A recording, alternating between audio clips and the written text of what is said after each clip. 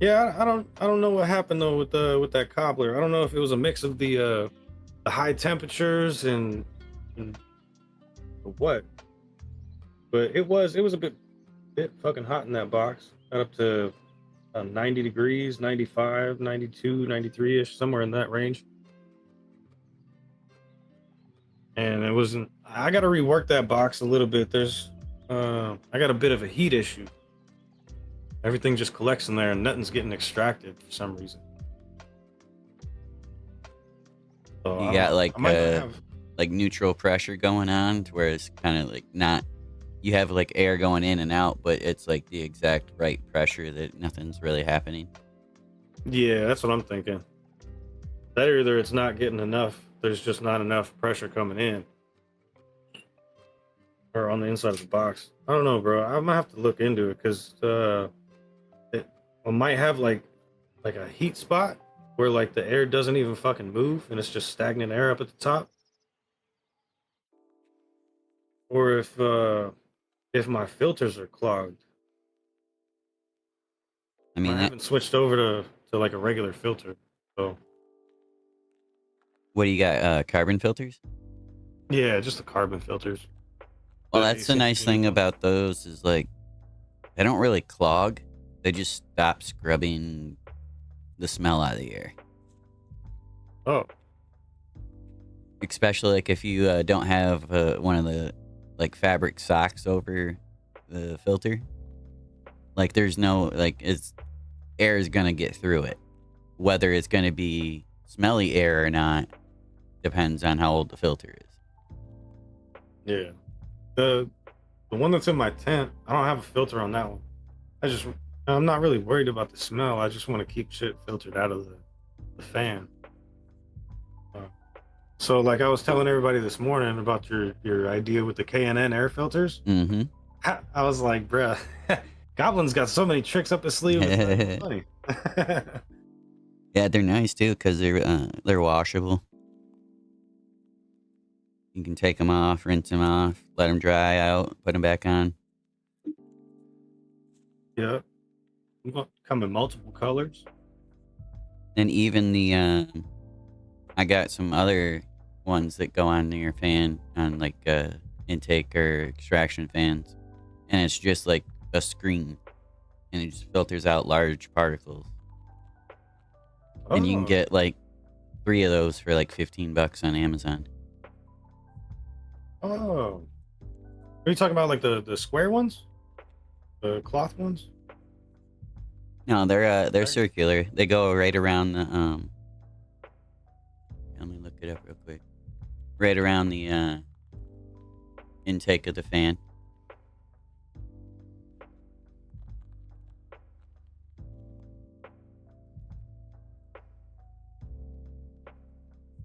Is it a black ash catcher? No, it's not a black. The the the inside of it, the uh, little pipes, little intake pipes. Those are all like a dark blue. Just don't judge me, pal.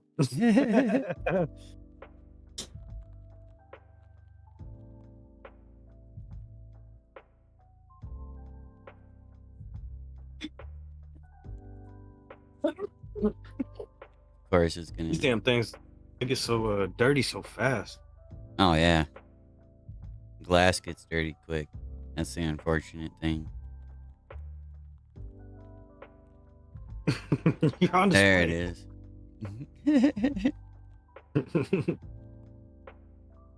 So if we head over to here, these things here. Oh, okay. Yeah, I did the same thing, kind of. Oh, I got like a duct coupling, and I put pantyhose around it, and I just insert it in, and it kind of pretty much does the same thing. Hell yeah, you can pick these up, or like you said, the Canon air intake filters work well. Hell yeah, hell yeah. Yeah, I'm lightweight baffled at the whole situation of how it just gets so hot in there. Like I know the lights, the ballast of the lights are in the same box. You know, they're Mhm. on top of the light, so they're generating heat, obviously. Um, but I don't understand why it's not getting extracted out. Well, you want a good like 20-degree difference between the inside of the box and the outside of the box for effective cooling to happen. Hey, what up, Craze? Shout out for the biddies, Trey. What up, Trey? Hey, look at that! Look at that! Trey came in swinging it again. He said, Right? "Hey guys, what's Hey, going shout out for the biddies. on?" 420, let's go, let's go. Rolling us some super boof from Franklin Fields. Hell yeah! Hey, much love for the biddies, Trey. Much love. Hell yeah! Ballin'. Absolutely. You I'm smoking just it? finished rolling up. I just gotta put a filter in. I got to smoke off camera. You know what I'm saying? Pel said my bong is black.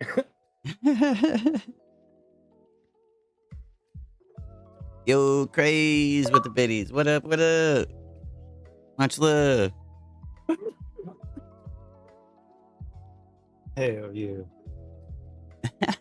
Hey. Much love to you, GG, the MF guru of all gurus. We love you, dude. Ballin'. B is pretty cool too. Much love for the 420 biddies, Trey. Hell yeah! And the gifted sub to Craze. What? Let's go. Mama Talk's playing the fart sound. What up, Mama? Oh shit! What's going on? Booting out here. Morning coffee got you going.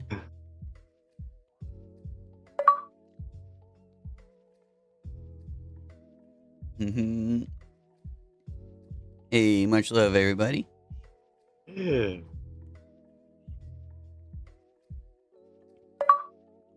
Now I need my lighter. Hey, Mama. Shout out Trey for the gifted sub to Mama. Let's go. Hell yeah! Can you feel the love? I can. And Trey subbing. What? Let's go. Green 59 Dab, Green 59 F, Green 59 G, Green 59 GG, Green 59 Roll, Green 59 Gob, 1 Green 59 Jar, Green 59 Gob, 2 Green 59 Gob, Green 59 F, Green 59 G, Green 59 Roll. Yo, much love, much love. You like that, TTS?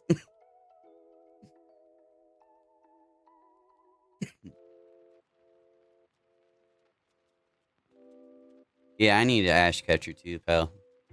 That's why I don't smoke out of my bong nearly as often, because it gets dirty so quick. You Bro, crazed with the 10 biddies.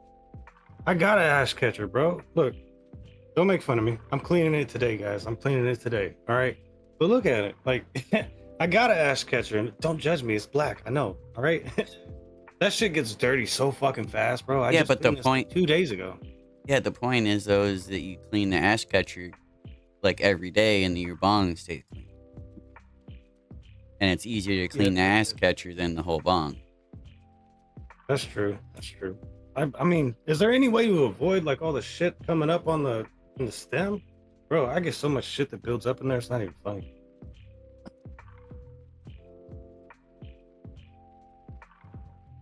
I gotta get a new bomb.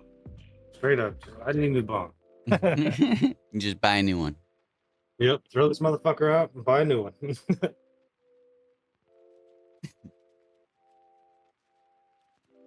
Man, so what you got growing on in the garden right now, Gobs?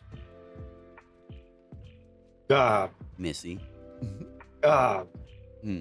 I gotta get a coffee cup like that, bro. That's dope. I was like, oh, Gob's got a cup of noodles. Right now I got Purple Kush going. Like 6 Twisted Sister, a few stank fruit, and like 4 blue grape, and that's gonna be the next run. Okay. And then I'll be hey, shout out for the gifted sub to Missy. Be popping some more beans here shortly. I got those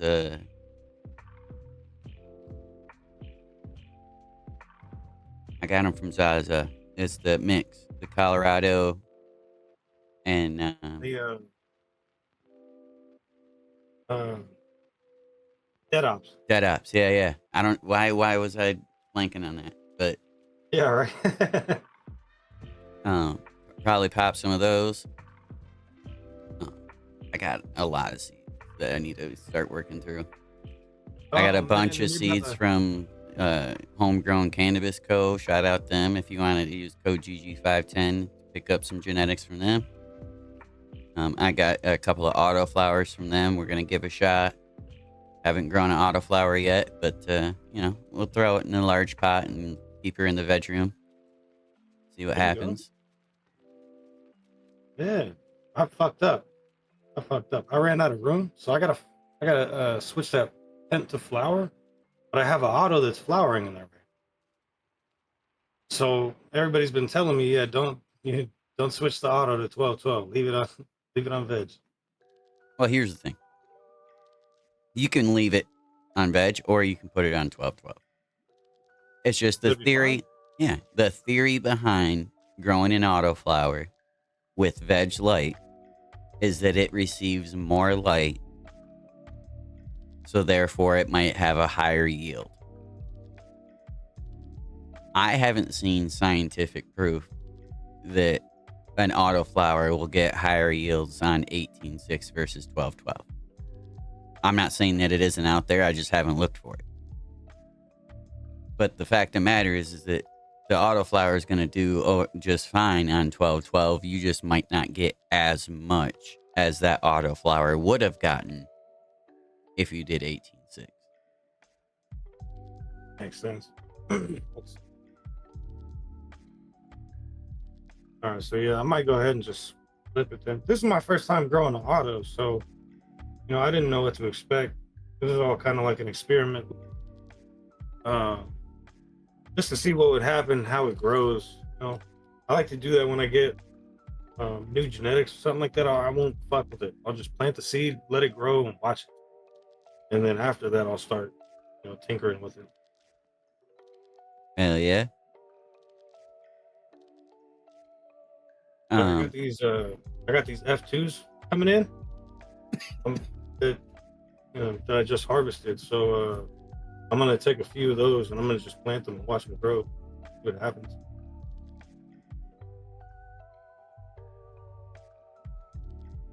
Hell yeah. Brooklyn's asking, just found a male in this run and wanted to keep him. How should I collect pollen with minimal spread? Uh, Well, Separated. yeah, if it's not already separated from the rest of your plants, you need to separate it. Yeah. Honestly, the best way, in my opinion, is, if it's not already relocated, take a nice large trash bag and take that whole trash bag, put it over the entire plant. Turn your fans off. Yeah, turn your fans off and everything. Put it over the entire plant. Took it outside. It's already out of my tent. Okay, so yeah, definitely take it out of your tent. Take it out of the room that your tent is in, even. And I don't know how it is in your area outside right now, but I'd let it finish off outside. And once the pollen sacs start opening, you can just collect it with literally by putting a bag over it and shaking the whole plant. Yeah. Like what I did was I took a 32-gallon trash can or a trash bag and I put that over it and I chopped it right at the base of the plant. And then I took the whole plant and just started shaking. All the pollen will fall off along with some of the pollen sacs. And then you just take that, dump it out on like a tray, and then take all the pollen sacs out. You want to get out as much plant material as you can. And then you take that pollen and you put it in like a jar. You could store it for I don't know how long.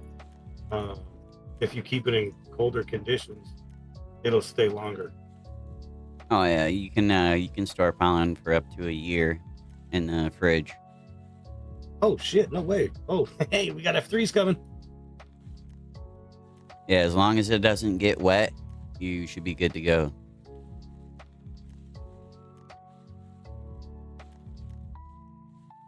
Yeah, I mean if it hasn't started dropping pollen already, that's why it's the only reason to hang on to the plant. Otherwise, Yeah. if you've collected the pollen, trash the plant.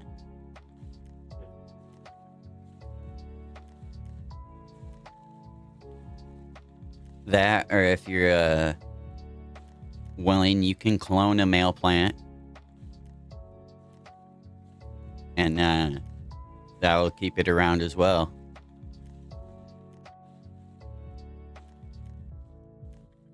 Yeah, if I'm not breeding, I'm definitely gonna get rid of all my males. Oh, absolutely. No, I wouldn't. I don't. I'm not very successful at cloning. I haven't been. So I didn't even know that was an option. Oh, absolutely. a lot of breeding takes place by keeping the male around and smacking it to a bunch of different females. So you definitely clone male plants for sure.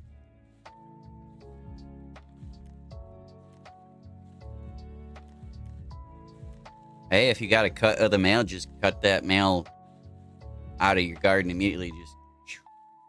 And then if you want, you can grow that clone out and let it pollinate other plants at the time of your choosing. How would you choose a stud?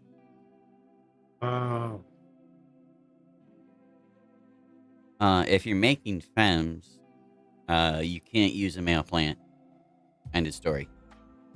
Making feminized seeds is a chemically induced process by blocking a hormone in the female plant and turning it into male. And then you get pollen from that switched plant and hit it against the plant that you turned, basically, and you get feminized seeds of that. So if I take stank fruit and I spray it with colloidal silver and it makes male flower parts, and I collect the pollen of that and I take that pollen and hit it against stank fruit, I will have feminized stank fruit seeds.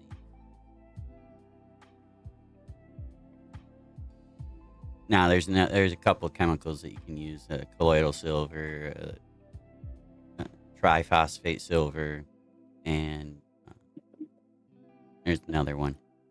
But it blocks a key hormone in the female plant, like I said, and switches it. And that's how you get male pollen of the female plant to make a feminized seed. That would technically be a herm, right? Mm-mm. Absolutely not. Oh. People need to stop throwing the term herm around. A hermaphrodite plant is exactly what the terminology describes. It has both parts. End of story. It has flowers and balls at the exact same time. Like huge ball. This is not a nanner. This is not. It has one flower part. It has lots of male flowers and lots of female flowers. It is a true hermaphrodite, meaning it contains both sexes. When you use a chemical like colloidal silver or triphosphate silver, it turns the plant all the way into a male plant. Oh, so it's not growing flowers at all anymore. You will not get weed off of it at all. It will only produce male pollen sacs now. That is the only thing you are going to get off of that plant. It does not turn it into a hermaphrodite. A herm plant. Everybody wants to stay away from the herm plant, stay away from the herm plant. I haven't seen a true hermaphrodite plant in like 10 years. Like, breeders got that shit under control. For real. Like, I'm not joking. They really do have that down, pretty down pat. You will not see a true hermaphrodite. That's why they'll give you your money back if you do, because they got it down that good. Damn. A nanner, a tiny nanner, at the end of your cycle is not her hermaphrodite at all. Yeah, no, that's not a hermaphrodite. Yeah. I remember talking to Zaza about this. He's got it down. He's got some information about, he knows the difference between a hermaphrodite and a plant that's growing nanners. Two completely different things, right? So They're two entirely different processes. Yeah. A hermaphrodite is one that actually has the pollen sacs and flower. Right? One that has a nanner, I forget what the term is. But it's not a hermaphrodite though. It's and then when you get nanners, it's not, you don't always get pollen that's gonna pollinate the plant. You don't always get viable pollen. And yeah, a nanner is nothing but plants trying to be self-preservative and throw out one little thing that it can maybe make one or two seeds, so maybe that plant doesn't die off. Like, and that's how you why end up with those little magic beans inside that sack. yeah, you get one Holy seed and 3 ounces, and you're like, oh shit, where'd that come from? That's because it was probably a tiny nanner, and that seed might be all right to grow. That's exactly how I got black cherry cheesecake. Yeah, there's been plenty of times when I've had plants that have grown nanners that I've saved the pollen, or not saved the pollen, but saved the seeds. And I think people get scared of that. Oh no, you don't want to grow those. You want to throw those out. Those are going to be your hermaphrodite plants. Like, no, I've gotten nothing but really good results off of fucking growing those. Yeah, and they are not going to be hermaphrodite plants, and that's why, like, I kind of get upset because people are using the term incorrectly quite so often that it's changing the whole ethos of the culture, thinking that anything is a hermaphrodite. It's like, it's almost like the CalMag thing all over again with hermaphrodites. It's like, yeah, nobody, I can almost guarantee any grower that started in the past 5 years hasn't seen a hermaphrodite. Just straight up hasn't. True. No, I can't say that I have. Not in the last 5 years. I don't even think in the last 10 years. That's what I mean. Unless you're really growing some stuff from a long time ago. You got seeds from 25, 30 years ago type shit. You're probably not going to find a hermaphrodite. Oh, yeah, I can't remember having nanners. I've had nanners though. I've had nanners. Shots fired. But shots fired, you, one, grow a bunch of experimental genetics from lots of different people. And two, was there some shit from a long time ago? Out of curiosity. And those 90s beans, I haven't. So my 90s beans that I've grown, I had one male, and then the other 2 are females. I haven't. Those are the only 3 that I've planted so far. No idea what they are, but they're doing the fucking best out of all the plants in the tent. But I think my point stands. If you go out and you buy genetics from breeders, and right now, and from the past 5 years, even 10 years, you're probably, like, you haven't seen a herm. Now, if you're breeding on your own, doing your own experiments, have seeds from a long time ago, are growing experimental shit from other breeders that they aren't releasing yet, you might see a hermaphrodite. Might. But if you're buying, like I said, if you're buying genetics today, even from the most shadiest of seed bank, it's going to be pretty rare that you see a hermaphrodite.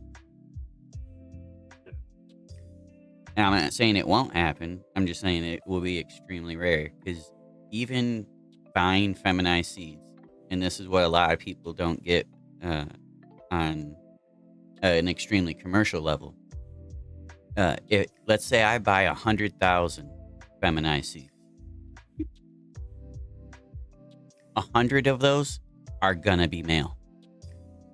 And that has nothing to do with the breeder being shitty, nothing to do with the seeds being shitty, nothing to do with me being ripped off, nothing like that.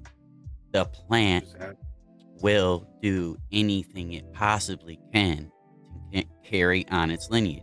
And when we're messing with the plant's biology and going, I only want females, a male will pop in there.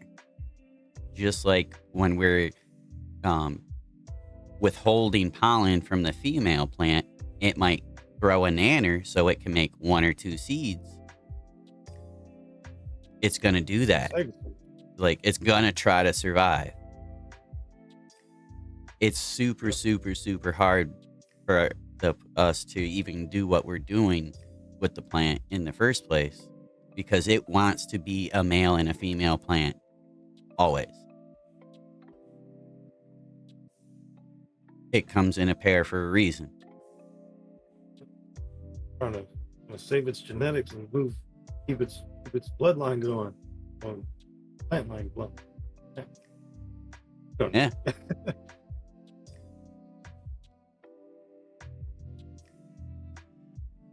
Man.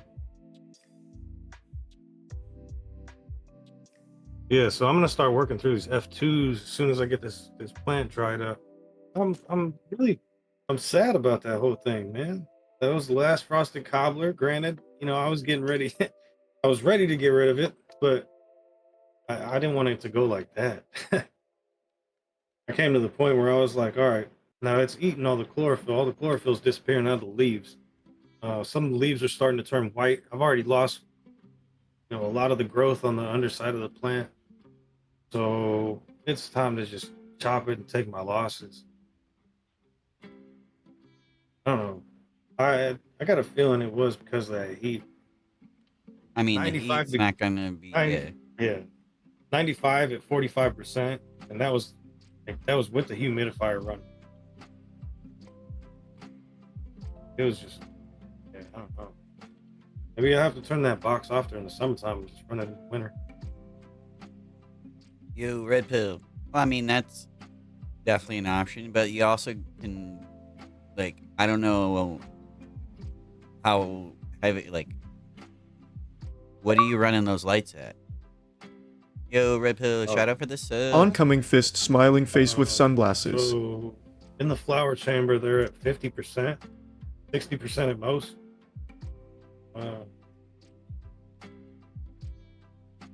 But then I have those cheap little 100 watts in there as well. So I don't know, but I keep those down at 50-40%, just the same as the other one. I don't know. It's a small space. There's not much room for airflow up above the lights. Well, that, and like, from what I recall, you're really blowing up that space with light for such a small space. Yeah. Yeah. And you only really keeping the lights at low. So at the top of the canopy, before I shut the lights off, it was at 950 ppfd, around there, give or take. That was like the middle. So I try to keep it around like 900 in flower. I don't use, what I'm saying, I don't use CO2 or anything like that to help boost the plant through, higher ppfd. I keep it around 900. I get decent results, but this is the first time I've ran the box in the summer since I've changed the lights up a little. Before, they used to hang down a lot. There was a smaller space between the plants and the light. and I didn't have the other lights in there as well. So it definitely could have been a mixture of just too much light, too hot. I know the box didn't run out of nutrients. Well, and I that's the know thing. that. It can be too much light because it's too warm and there's not enough CO2 because of how hot. And you'd be amazed that you can get like close to the same results rocking 700, 750 ppfd, especially because you're in such a small enclosed space, and the heat that you got going at the time, you really don't need to rock that much light. Like, Fucking overkill. yeah, like if you're trying to be a commercial person and you're trying to eke out the last 0.5% or 1% efficiency here and there, then oh yeah, crank the lights up to 100%, get CO2, make sure that's running at 1,500 parts per million at all times, have a sealed environment, go all out. But that's going to cost you a buttload of money to set up and maintain. You can get really great harvests growing just like we're doing naturally, organically, and not pushing the plant to the 700th gear. We can do 95% and still get lots and lots of really great quality weed, especially because it's not stressed, because it's only doing 95%. Yeah. Damn, I think I overdid it. Might have overdid it. I got a little gung ho there. Just like a lot of the customers that come into the dispo, they're always, oh, what's your highest percentage? And they're like, I even had a guy come in and he goes, I got the last one, I got the highest percentage and it just didn't do much for me. And I go, so you smoked it, you got pretty high and it lasted like 20 minutes, didn't it? He's like, yeah, that's exactly what happened. I'm like, well, that's because you're getting all THC and you're not getting any of the secondary metabolites. You're not getting the terpenes, the flavonoids, the CBD, CBG, CBC, CBN. You know, there's like 10 other CBs. Yeah. You're not getting any of that when you're doing 40% flower, 30% flower. You're not getting any of that. You're getting THC. So if you want the effect to actually last a while, you gotta get 25%. But then you're gonna get 4 or 5% terpenes and flavonoids and other secondary metabolites. Like it doesn't need to be the highest THC is the best. That's No. just not how it works. You can get 100% THC diamond and dab that bitch, and you'll be super high Be lit. for 20 minutes. Yep. Yep. And then the munchies kick in. And I'll the, tear the person munchies up. don't kick in with diamonds. Oh, for real? The munchies Oh. are part of that secondary metabolite. So Damn. that's what I mean. Most of cannabis's effects aren't from THC. 90% of cannabis's effects aren't from THC. It's from the other things in it. Damn. So if you go to the dispo and you're like, I need to get as high as I can so I can get the munchies really bad. You get diamonds and you chasing. Where's the munchies at? I smoked up that whole eighth or that whole. I smoked a whole gram of diamonds. Yeah, a whole gram of diamonds, and now I'm fucked. Still don't have the munchies. Because that's just not part of it. Shit. That's why I'm a huge proponent of solventless hash oils or rosin, because those aren't just THC. It's a whole full plant extraction that has the CBD, CBG, CBN, etc. Exactly, Druzilla. Shit. And yeah. Well, so what is that? Like THC is just the highest percentage that you can get on the plant? Now, THC is the thing that comes most abundant in the cannabis plant. That is correct, but you need the THC to interact with those other chemicals for those chemicals effects to last as well.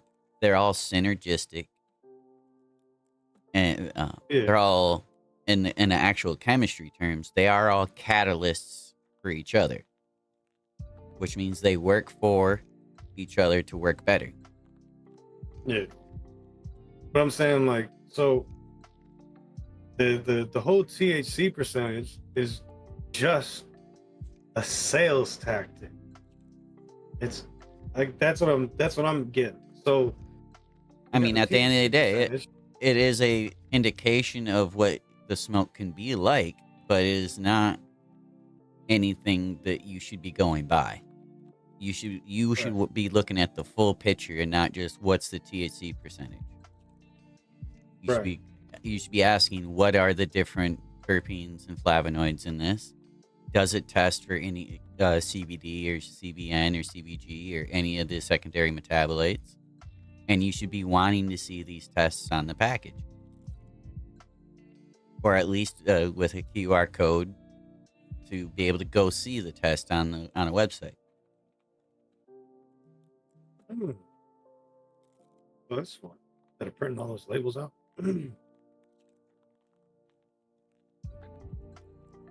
Yeah, I don't go to dispos. It's been a long time. It's been a long time. I got a homie I just get weed from. Man. But even when you get weed from your homie, what are you asking him? You're not asking him what's the highest percentage THC, are you? Me, I go for smell and taste.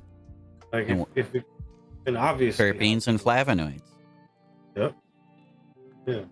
I'm not like asking him like, hey there, bud. What's the highest percentage THC you got? Let me get that plan. Right? No, me, I like something with a little bit of fruit in it. You know what I'm saying? A little bit of fruit and a little bit of funk. And if it doesn't have that, he knows. He doesn't even want it. Yeah, so he's got this blueberry cheesecake. I've been on this for a long time. He's got this cheesecake strain that's oh, it's beautiful. So I've been on that. He's like, every time I hit him up, and he's like, B, I don't have any cheesecake, bro. I don't have any cheesecake. This last time I hit him up, he was like, yeah, I got something. I just harvested a little while ago. Here. He gave it to me, bro. I fell back in love with cheesecake again. It was a blueberry cheesecake. Oh, beautiful. Terpenes were there. The smell was there. Yeah, it looked like it had a fair amount of fucking THC on it, but it wasn't Well, and that's like the a thing. high percentage. That's the thing. You can't look to see if it has a lot of THC on it. The crystal itself, the trichome itself, is not just THC. All of the chemicals that we've been talking about are in that head of the trichome. All of them. THC, CBD, CBN, CBG, THCV, all of them are in that trichome head. So you can't look and go, hey, there's more crystals on here, so there's more THC. You can't do that. You have to test it. All right, so look, I've I've noticed that a lot of weed, not all the weed, but a lot of weed that I get that has a higher amount of crystals, right? A higher amount of the trichomes on them, right? Doesn't always come with a lot of flavor. Mhm. Why is that? It's very strain dependent. Some of them Like, do come with a lot of flavor. Like the stank fruit is very, very crystally, high density of crystals, but it's very tasty. But then there's what was it? I had some golden strawberry the other night, super crystally, all over. Didn't taste like anything. yeah, see, I It, don't know, I've it was noticed, like a light generic weed taste. It didn't really have a special terp to it. like I Misa dropped that picture of the cereal milk, and it looked bomb as fuck. It was nice and beautiful, and I've looked had like cereal it milk. dipped in a whole bunch of sugar. I've never had it, so like I can't really speak on it, but I always wondered, like, how's the terps on there? Is it? It's a creamy herb. It's like a cheesecake, but not cheesy. You know what I mean? It's just the cream part. Ooh, There's also bringing this back. strawberries and milk. There's a lot of different milk strains that are around. Not that people see Yeah, I've them, never but had any. I'm gonna have to go on a search. But yeah, I've never. I don't know that a lot of the weed strains that I've gotten in the past, uh, that were really sugary, really had a whole bunch of trichomes on them. Yeah, they didn't always have a lot of flavor to them. that definitely can correlate for some strains for sure. And a lot of the flavor and smell comes from the secondary metabolites that we've been talking about. So if those secondary, and here's the problem too with the secondary metabolites, and this is why drying and curing is such an important process of growing.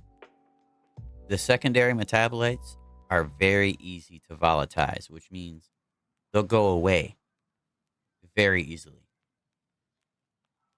with temperature, with humidity fluctuations, with UV. That's why we like to put our shit in like amber colored jars or sea vaults that are completely devoid of light Yeah. and shit like that, because UV breaks down those secondary metabolites. Oxygen breaks down those secondary metabolites. Heat breaks down those secondary metabolites.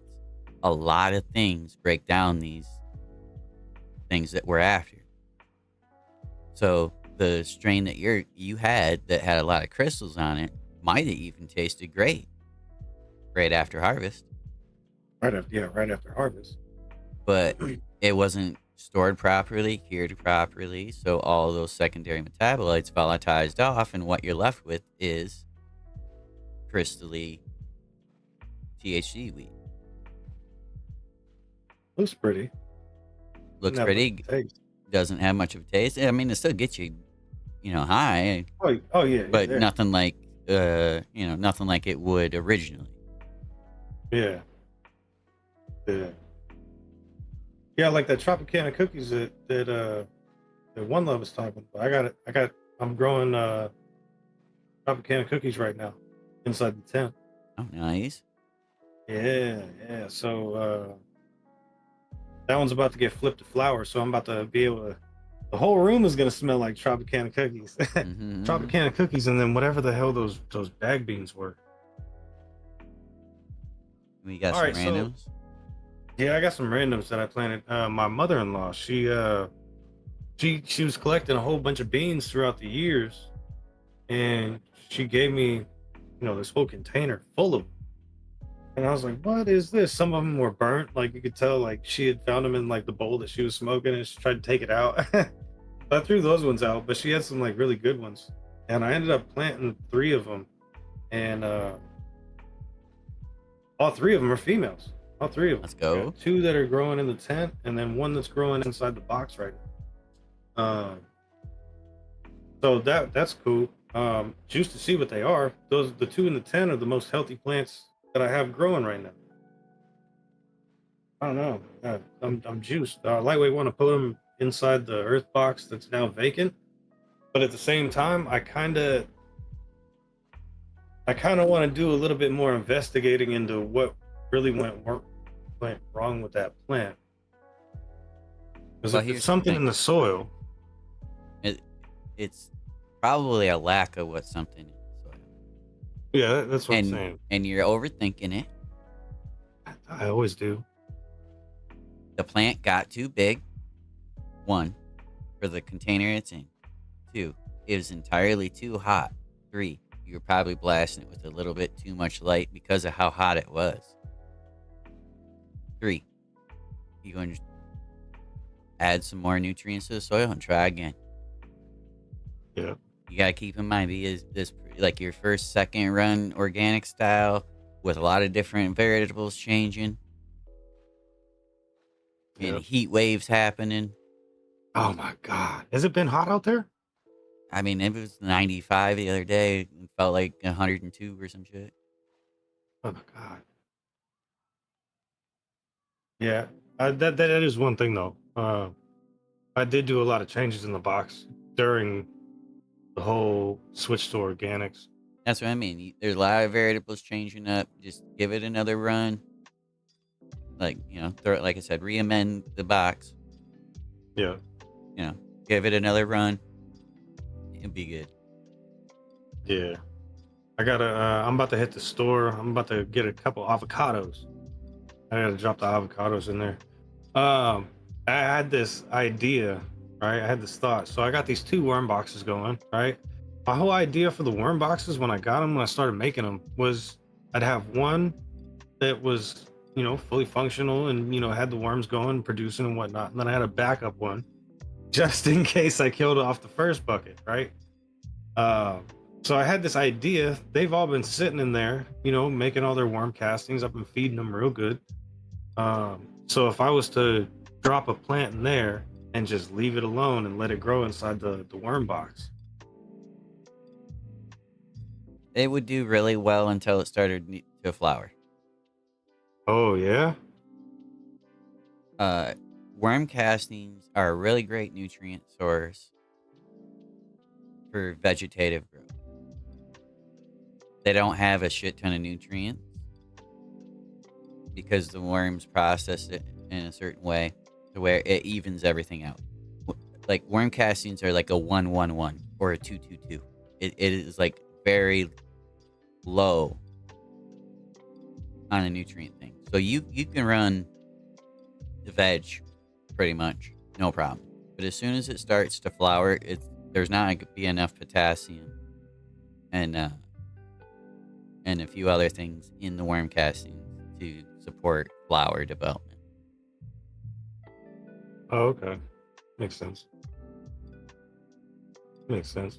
I also had this thought, I get these little high thoughts every now and then. But so you can feed these worms.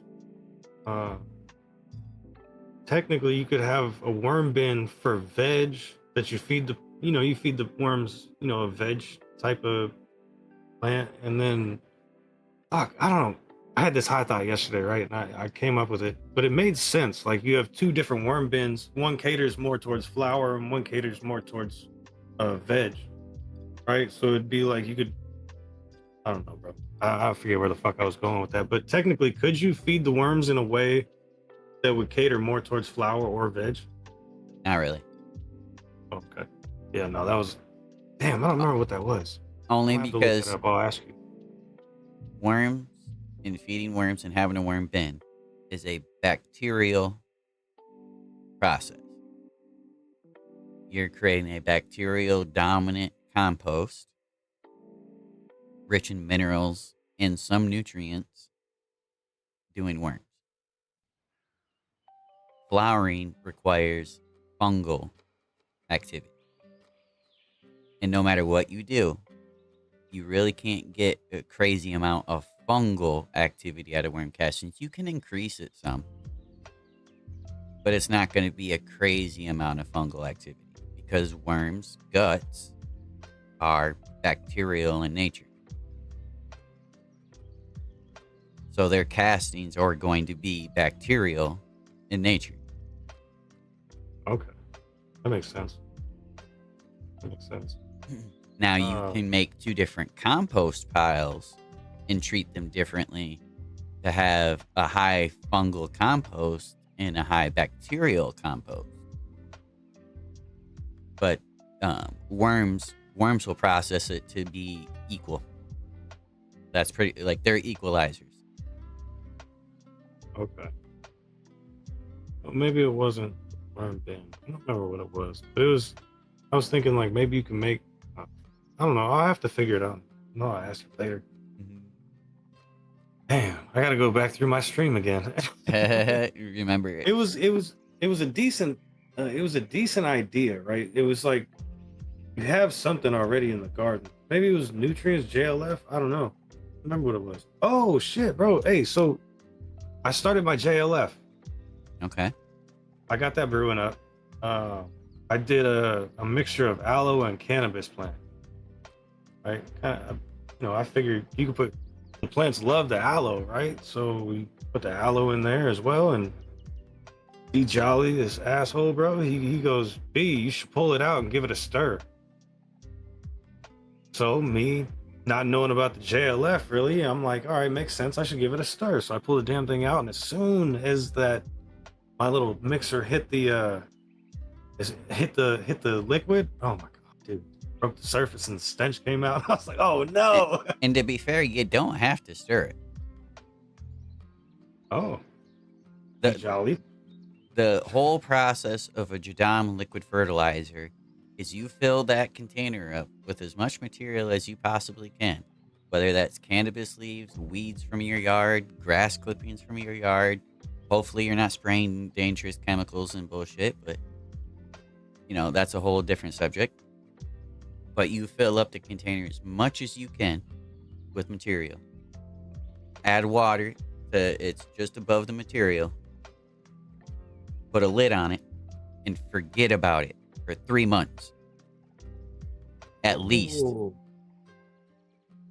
And this is why you want to start it as soon as possible, because you ain't using it for at least 3 months. If you don't want to smell the bad smell, you leave it the fuck alone for 3 or 4 months. Oh. And then you can start using it, siphoning it off, and stir it if you would like. But like if Jolly says, if you get a JLF to a year, you don't even have to use as much JLF on your crop because it gets stronger the longer you keep it. But literally, like that's why I said you want to get like 4 or 5 gallon buckets with lids. So you start one 5 gallon bucket, fill it all the way up with material and water, close it, set it aside, write on it the date, wait a month, start another one. Write the date on it, wait a month, start another one. By the time you have 5 of them going, the first one be ready to use. And it will last until the second one's ready to use. And that one will last until the third one's ready to use. Now you have a cycle. So, and you always have nutrients with 5 buckets. okay, wait. All right, I got 2 questions. All right. So, while you're using the JLF, right, and you're taking some out as you're watering the plants, right? Can you put more water in there and just keep that single bucket going? You can. But you'd also want to add more material. Right. Okay. Because that material is going to break down over time. But for simplicity, you just use that whole bucket until it's gone, and then you add water and more material and close it up. Okay. And if there's material left over, you just leave it in there. And you add more material and add water and let it sit there again. Okay. But the best way is you start the bucket, you let it sit for 3 or 4 months, you use the whole bucket. Okay. Start the process again.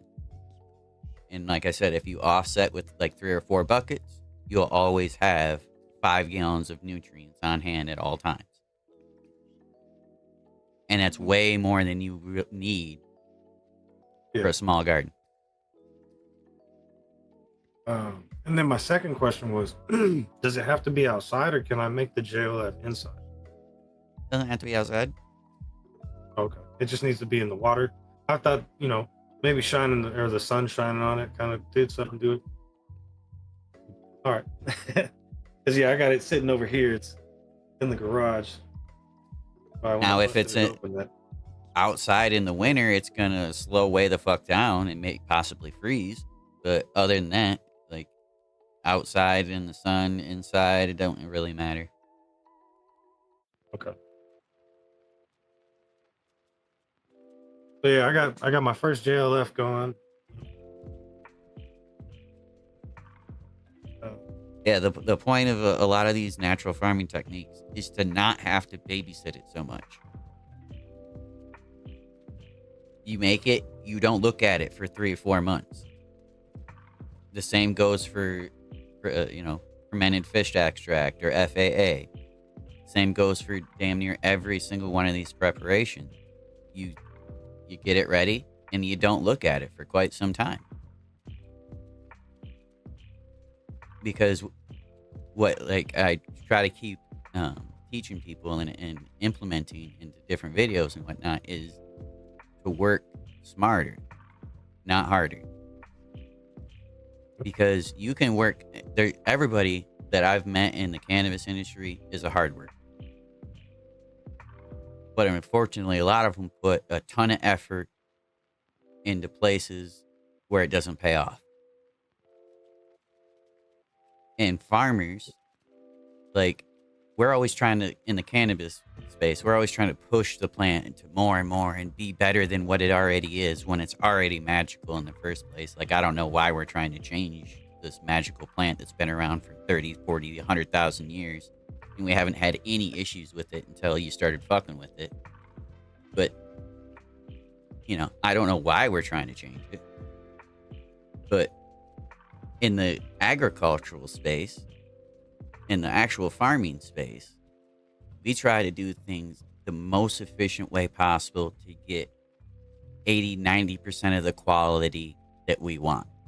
Because if we have to put in more effort to get that last 10% to get 100% quality, that costs exponentially more money to get that 10%. And when I say money, I mean your time, your money are two in the same. If you're working 5 hours in the garden, you're not working 5 hours somewhere else making money. Yeah. And unless your garden is your money-making opportunity, is your business, and you have licensing for it, and you're good to go, your taxable income, everything.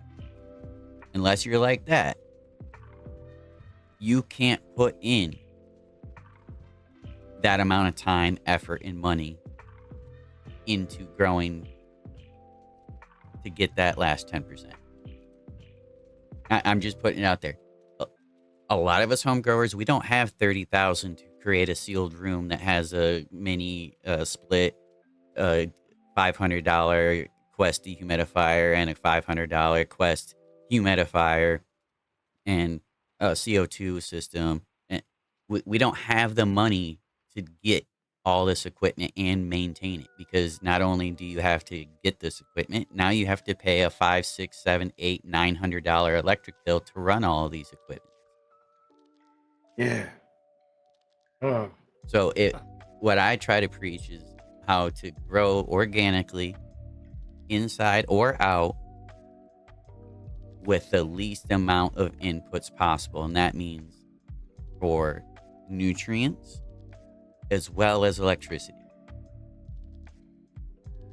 With a good amount of intake and outtake air, you do not need CO2. I grow nearly 60 plants in my basement without CO2. You do not need CO2. You do not need tons of air conditioning if you can keep your humidity in check. If you can keep it at 82 to 85 degrees in your room and your humidity in check, you do not need tons of air conditioning. And especially when you only got 1 or 2 lights, you should be able to do that relatively cost effectively. They don't try to overdo it like me. Taking advantage of cool air in the winter and bringing that in is going to help a ton. Taking advantage of cool air at nighttime, having an intake fan set up on a timer that pulls in air at night only during the summer is going to help a ton, because it will continue to help cool down the area, especially in the places where you have a decent swing from daytime to nighttime temperatures. Some places don't have that much of a swing, but if you have a decent swing where it's 85, 90 in the daytime, but it's 65 at night, pull in air at nighttime. It might be a little more humid, but that's okay. The plants like that. As long as you're not above 65% humidity or so, 70% humidity, you really have nothing to worry about when it comes to mold and like powdery mildew and stuff. And like powdery mildew comes from the swing of humidity and not necessarily excess. So like powdery mildew comes from 80% humidity, then it swings down to 20, then it swings back up to 80. That's a recipe for powdery mildew right there. Oof. That's a swing. Oh, man. Yeah. Well, my humidity stays pretty much the same. It's around 50% around. You know what I'm saying? Within 10%. But that's one thing that I never thought about was getting like a hair, installing a intake from the outside. Um, I'm gonna be honest with you, this is like a pretty much sealed room. There's no, well, it's not sealed, but I mean, like, there's not a lot of places for air to come in. I don't have windows. That door right there is, you know, that's the only door in and out. The garage door is sealed. Uh, So it's not like I could get like a real good draft. So yeah, maybe I gotta add in some sort of air intake in here. I mean, it probably wouldn't hurt. Yeah. Like, especially like I said at night where it cools down, pull in some cool air. During the winter, you can pull in cool air the whole time and it will keep the the room at the correct temperature. Damn. I didn't even think about that.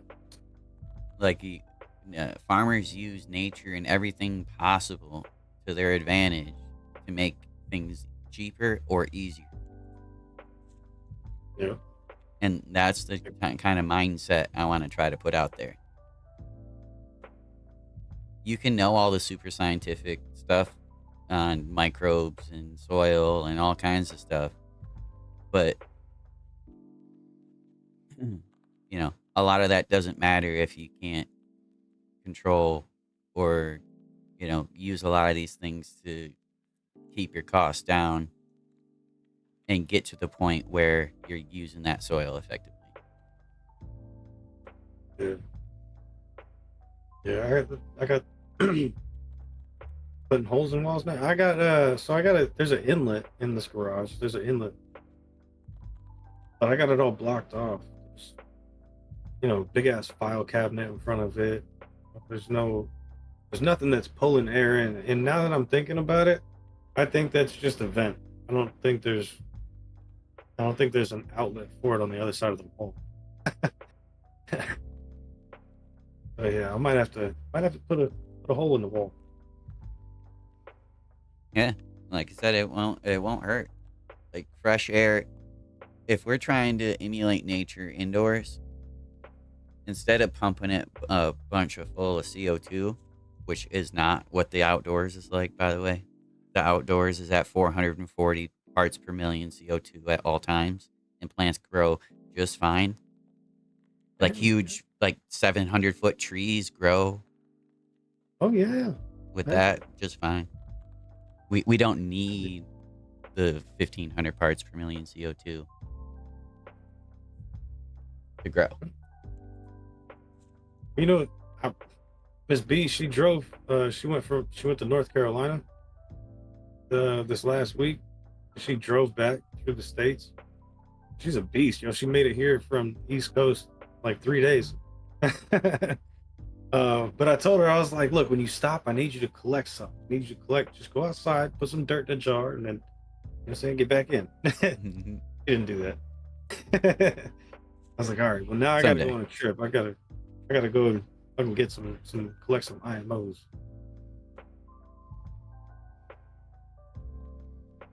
Yeah, she fumbled down. She fumbled down. But in her defense, she made it from the East Coast to the West Coast in like 3 days. She ain't Gotta give it stopping. to her. Yeah, no, she wasn't stopping. She put the hammer down. Yeah.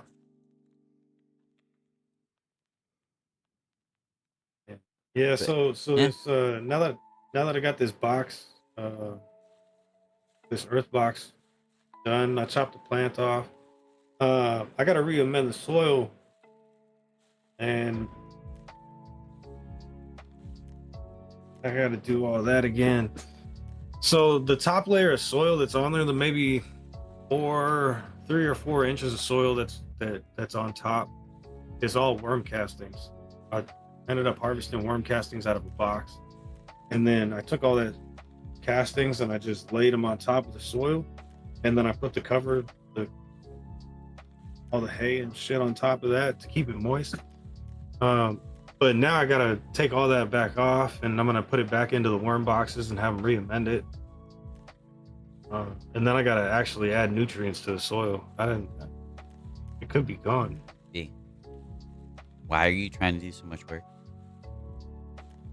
What do you mean? Why are you gonna pull it back out of the box and then put it back in the box? No. Just the topsoil, just the Why? little worm castings.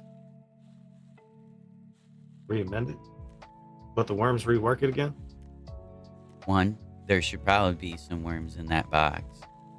Oh Two, yeah, there's worms in that box. you just put dry amendments on the top of that box, and the worms come up and they eat it, and they re-amend the box.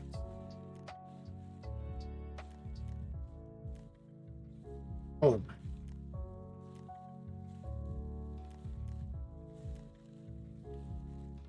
The box right now. She's about to be mounded over. I don't know if it's about to be mounded over. Okay, so I Hey, like you to just move keep the hay over, a little bit low. and you put about a cup of dry amendments down, and you mix it in the surface, and you set it aside.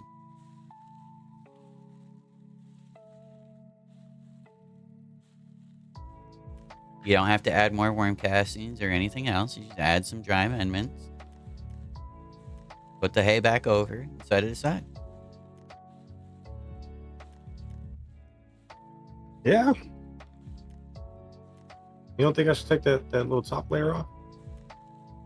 No, that would actually cause more harm than good. Oh. All right. Yeah, we won't do that then. We won't do that. I'll leave it on. The whole idea is we're trying to build the top 4 inches of the soil. That's where all the nutrients go. That's where all the roots from the cannabis plant go to eat. They actually eat at the surface and drink water from below. That's why we don't want to fuck with the surface of the soil too much. This is why everybody's about no-till gardening or little-till gardening, because you don't want to fuck up that top little bit. That's where we're trying to grow fungal strands and, create a living soil that's at the top few inches. Oh, all right. So I had this question. I ran across this video, right? So you know how like you got worms, how I got the worms in the soil, right? I saw some guy and he put like a compost jar in the soil that had a whole bunch of holes in it and the worms could go in and out. Is that beneficial at all? If you're Is that trying to more compost shit beneficial? outside, Oh, but like indoors, you wouldn't want to do that. I don't know. I to me, thought- that's just complicating things more than they need to be. and that's what Pell said too. That's what Pell said. He was like, "Why? Just put it on the surface." Like, Let the why worms eat why it. are we trying to complicate things more than what they already are? Nature in itself is very complicated. Why are we trying to make it more complicated? I was just asking. I seen the video and Like, there's a lot made of me think about it. videos out on YouTube, especially YouTube, that are there for sensationalizing something in the grow space to get views. Growing a plant in a circle and having it be like a spiral. Views. There is no real reason to do that other than you wanted to do that. Like, a lot of these different videos that are coming out are for views, and they'll have information within them. I'm not saying they won't, Yeah. but the ideas and the thumbnails and the whole method usually are for views. Yeah. It was an outdoor garden. Now, in an outdoor Took garden, a jar and put it in there. it kind of makes sense, but at the same time, why? When you Yeah, can I just don't- put it on the surface and they do the same thing. Unless you're trying to make compost in which you want to take out of that bucket and move to an entirely different garden. Now, see that's what my question was if you got this compost bin in the middle of your, so here's how it was. It was a garden bed, like a 4x4 garden bed, and he had, you know, each plant in each corner, and in the middle he had this little compost jar, and he would put all the compost in there, and the jar, obviously it had holes in it, so the worms would come in and compost that. But I'm my question of the whole thing was, if the worms are composting everything that's in that jar, am I gonna have to take that compost out and then spread it and Some use the of it, worm castings like that? Or do the worms actually take it in and around that whole bed? both. They take it in that bed some, and the good portion of it's going to remain in that bucket. And that's why I said the only real reason to do that bucket method is if you're trying to take some worm castings and add it to another bed entirely that doesn't have them yet. Like, Okay. other than that, like, you just have worms in your raised beds or in your garden plots, and you top dress, and they eat, and it's fine. Yeah. Like, you don't have to complicate it more than that, unless you're trying to sell worm castings or like move worm castings to another location or something like that. Like, even having a worm bin isn't necessarily necessary if you have worms in your grow boxes and your pots. You don't necessarily need a worm bin. Now, it's nice to have one because a lot of us have leafy vegetable stuff that we throw away quite often. That's like leftovers and whatnot. Newspapers, cardboard from Amazon. A lot of these things can be recycled by the worms and put back into the soil, and we can divert them from the landfill. These are all really great things, but do you need a worm box? I don't need one. You don't need. I got both my earth boxes are, you know, filled with worms as it is. They got worms in them. Technically, I could build the population up in there. Hell yeah, one But that was my whole thing, was having a backup, you know, in case I fuck up. Because me, I don't know about you, I'm lightweight accident prone every now and then. and that, and here, like, even if you fuck up, what does that cost you? Another $60 to get some worms? Yeah, if that. And then if you're in a more nature area, just go outside and get them. Yeah, I got some big ones out there. But so like the worms that you see in just randomly, like when it rains and they all come out, those are earthworms, right? Mhm. Well, I don't know. We got earthworms around here. Is there a difference between earthworms and well, obviously species wise there is, but like if you were to take earthworms, put earthworms inside the box instead of what I got in there, right? Red wigglers. Yeah, there is a difference. Long story short, there's not much of a difference. Oh. The red wigglers will come up out of the ground, and they like to eat litter that's pretty much on top of the ground, and the earthworms like to be right below the surface. That's the literal difference. So a lot of people have a mixture of both. They'll have night crawlers as well. They'll do all three. You can get real fancy and have 10 different type of worms in your fucking thing, and get some from South Africa and all kinds of shit. But you don't need to do any of that because we're trying to emulate where we're actually located. We're trying to emulate California. We're trying to emulate Michigan. We're trying to emulate Oklahoma, Tennessee, Virginia. Wherever you're at, that's where we're trying to emulate. So don't order random ass worm species to put in your worm boxes, because some of them are actually invasive. So, like I said, like, it's all about keeping it simple, harvesting stuff from your local area, because you can't fuck up doing that. It was meant to live there. Yep. Been here a lot longer than we have. And, you know, grow with what you got and try to be as resourceful as you can. And that doesn't mean trying to come up with this new scientific method that nobody's ever thought of to try to get an extra 5% out of a cannabis plant that people have been growing for 100,000 years. Yeah. Literally master the basics. That is what gardening is all about. That is what farming is all about, is mastering the basics. Now, if you're very interested in plant biology, soil biology, and the actual science that's behind that, I don't want to stop you from learning more and more. But to be an effective gardener or farmer, you need to master the basics. You don't need to know the scientific equations and the interactions between different microbes and the Mulder's chart of nutrient interaction. And you don't need to know all of this shit. You need to master the basics.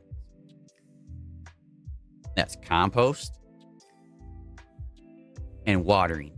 If you can master watering and making great compost, you can grow plants.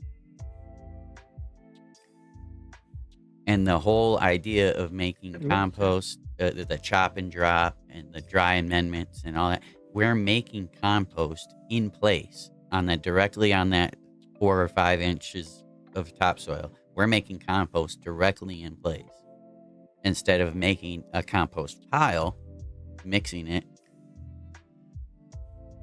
waiting for it to decay, all kinds of stuff, and then adding it. Now, making a compost pile is very advantageous if you're trying to make a shit ton of compost and you're trying to start 5 garden beds that haven't been started yet.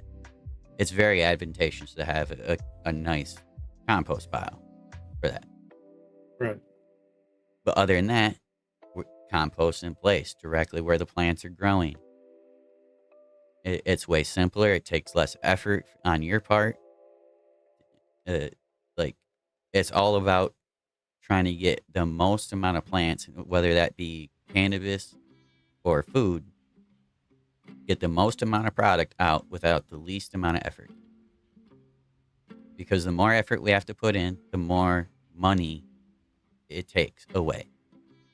Whether that's it takes away from our time, or that we literally have to buy things. So the more that we can... That's the reason why I got rid of the bottle nutrients. The more that we can reuse or make ourselves, the better. Yeah. And now Miss B's like, oh, now you're brewing your own nutrients? Even better. We don't have to go to the store and get some all the other shit. Like, right. Yeah, okay, saving money. Yeah, Miss B, go shopping. But shit, it's been good organic talk. I gotta get a couple of things done before heading out to work. Hell yeah. I want to thank It's Be a Dig for coming through. Everybody for coming through, having a little chat about some organic stuff. Came for weed, leaving with worms. Telling you, yeah, hey, worms has probably been like one of the better moves that I've made in the garden. Hell yeah. Like, they're so useful in an all-around type manner that is very, very helpful. Hell yeah. Hell yeah. All right, guys. Hell yeah, one love. Hell yeah, it's Be a Dig. have a dope day. I know you got to deal with the general public and whatnot. So, Right? I gotta tell you, man. I gotta tell you, you gotta find that smile, throw that shit on your face, wear it out into the world. Oh shit. Hey, but I appreciate all y'all, Gobs. I appreciate you too for having me on and whatnot, teaching me. I always learn a lot from you, bro. Hell yeah. I think we're gonna raid out to Maddie Pace. Continue these vibes.